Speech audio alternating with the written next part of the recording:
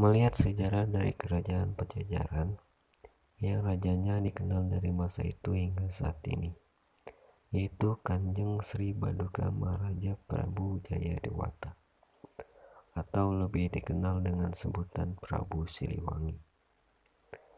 Pada masa itu rakyat Pajajaran menganut agama, atau mungkin lebih tepatnya kepercayaan, ajaran Jati Sunda, di mana ajaran yang telah lama diyakini oleh seluruh rakyat Pajajaran ini lebih menekankan pada ajaran hidup atau kehidupan.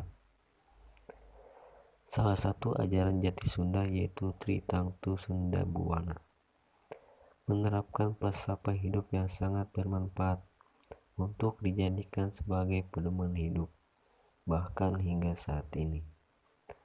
Dari Tritangtu Sunda Buwana ada 3 filsafat hidup, yaitu Rama, pendiri kepala kampung atau kepala daerah, mempunyai tugas mendirikan dan memimpin suatu daerah, di mana Rama ini membabat alas daerah itu. Sekaligus Rama inilah yang menjadi pemimpin bagi rakyat di daerah tersebut, resi atau pendeta.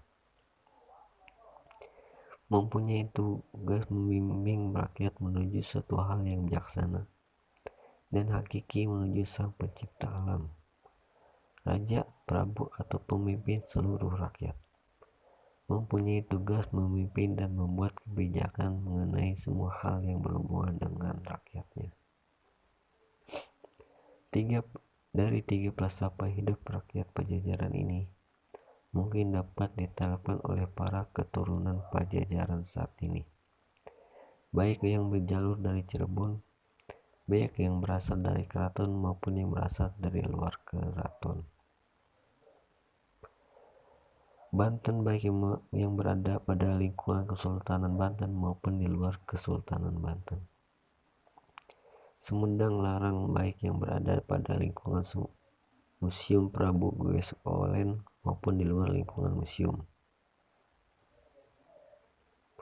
Sebab 3 filsafat hidup ini dapat menuntun kita pada kehidupan yang luas, sesuai dengan yang dicita-citakan oleh para karuhun.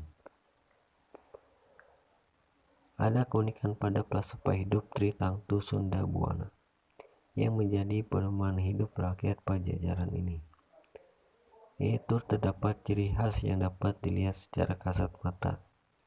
Lahiriah untuk para keturunan Pajajaran berupa tahi lalat yang berbentuk seperti segitiga. Untuk seseorang yang masih ada keturunan dari Pajajaran masih bisa langsung dicek tubuhnya. Tanda tahi lalat yang berbentuk segitiga inilah yang mempunyai makna Tritangtu Sunda Buwana. Hal ini dimaksudkan agar para keturunan dari Pajajaran mempunyai pedoman hidup seperti rakyat Pajajaran di masa itu. Bahkan Prabu Siliwangi pun memegang teguh pedoman hidup ini. Alangkah baiknya bagi para sedulur dari Pajajaran untuk menjalani pedoman hidup yang dipegang teguh oleh para karuhun ini. Untuk para keturunan dari Cirebon, keturunan dari Syekh Sarip Hidayatullah atau Sunan Gunung Jati, juga terdapat tanda khusus selain tanda Tritangtu Sunda Buwana, yaitu berupa tanda garis putih lurus yang terdapat pada kuku jari tangan kaki. Tanda khusus dari garis putih lurus ini secara universal bermakna Islam, yang dilambangkan dengan warna putih. Sedangkan garis lurus berlambang jalan lurus menuju Sang Pencipta alam.